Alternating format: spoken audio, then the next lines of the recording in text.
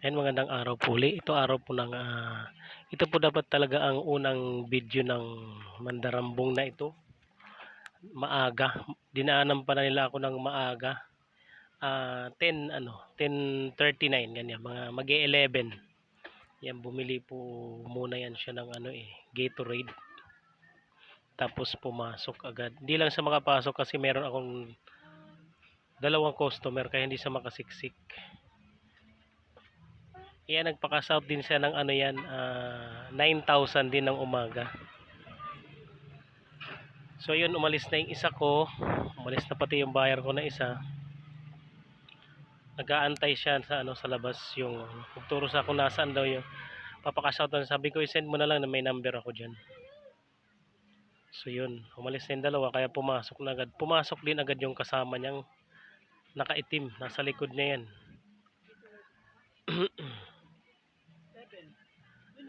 Kaitim, nagantay siya, tinatype niya rin number. Tapos nagpili-pili pa siya. Pagka-type niya number, nagpili-pili pa siya sa labas. Kala ko nga bibili pa eh. Hindi ko rin talaga sila matandaan nung pinost kong video nung una. Yun nung hapon na nangyari. Ito sa umaga ito. Kasi kumbaga dalawang beses nila akong binalikan. Sa umaga, trinay nila akong i-hack. Hindi pa nila makuha. Kaya binalikan nila ako nung hapon. Ay medyo nakita nila na maluwag yung lamesa ko. Yung pagpasok agad.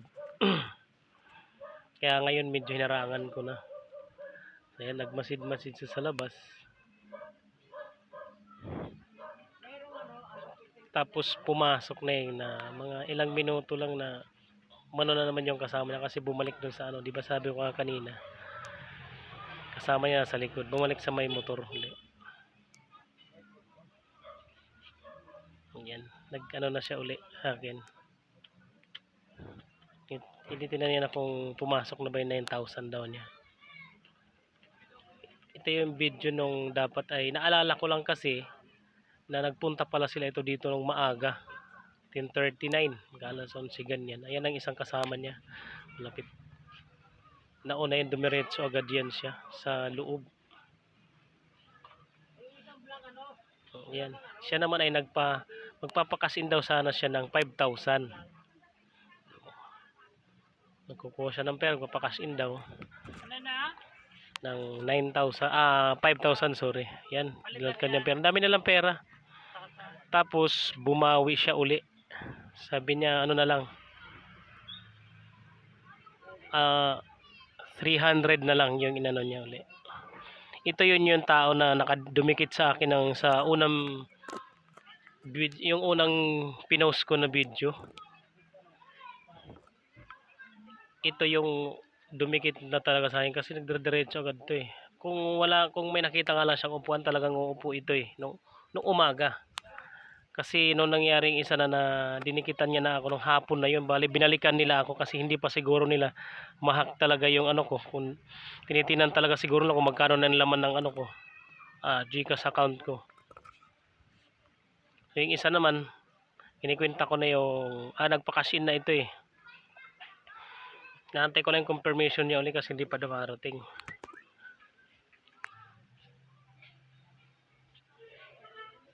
Siya, doon pa lang kasi nakasilip na nga siya eh. Hindi ko lang talaga napansin.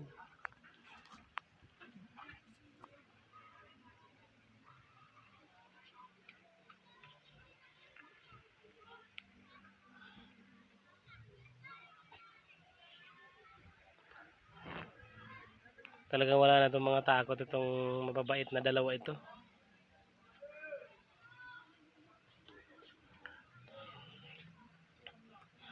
Naglabas siya ng pera, nandiyan natin ang pera niya. 5,000 sana ika-cash in niya. Binawi niya na 300 na lang daw.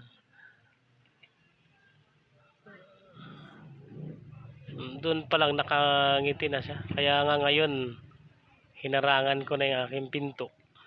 Kahit isang bakal lang. Para di na makadiretso. Kasi nagdire-diretso talaga ito. Nung umaga pa lang yan.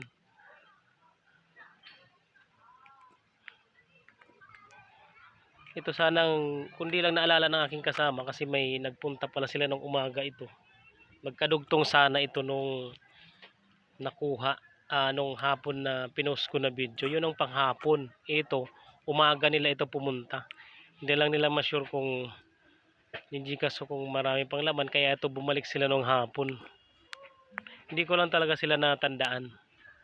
Kaya in-entertain ko pa sila nung hapon.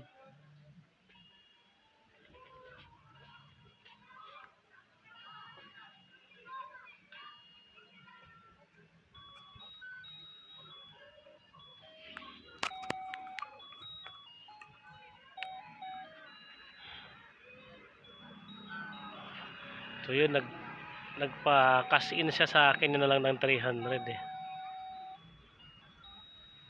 Kasi kanina nakita naglabas siya ng 5,000 sana ika-cash in niya. Sabi na ay 300 na lang daw.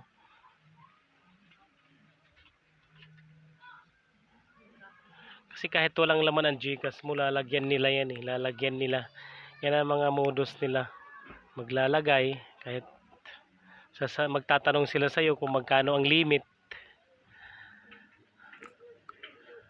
Kahit walang laman ng GCash mo, lalagyan nila. Magpapa-cash out sila sa iyo. Pinicturean niya kasi ng confirmation, kaya sabi niya kasi confirmation daw kasi kukunin ito eh.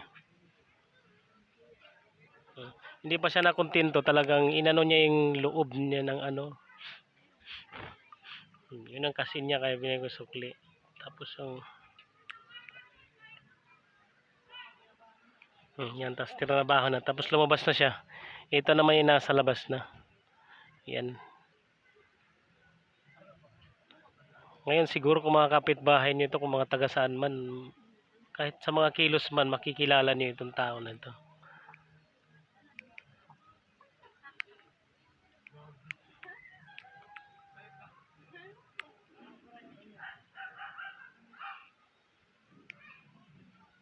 Yan naman yung nasa loob na yung isa. Kasi nagpa-cash out yan sa 9,000 nga. Naantay ko lang yung confirmation nun. Ayan na. Meron na confirmation kaya pinakita na sa akin yan maya maya.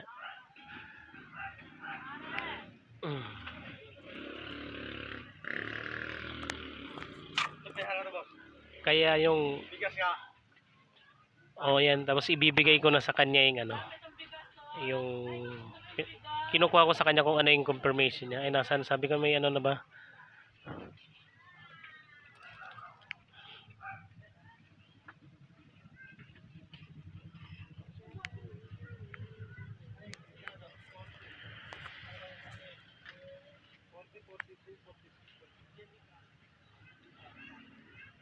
Yan, binigay ko sa kanya 9,000 na yan kasi nag-cash out siya eh.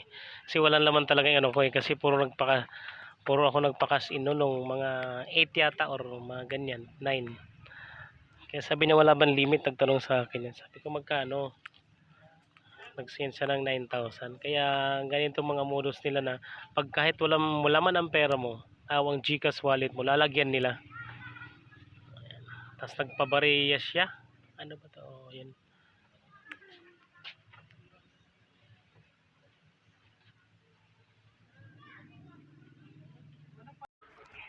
Ito po yung mukha niya. Ito lang ang nakuha ko, medyo klarado na ano, lahat ng mga gulong CCTV. Pero ito talaga hindi ko makaklarado mukha kasi talagang hindi siya nagtanggal ng helmet. Yan ang isa. Ito lang kasama niya na medyo natandaan ko. Ito yung plate number nila, 901 NAS Orange na Mio.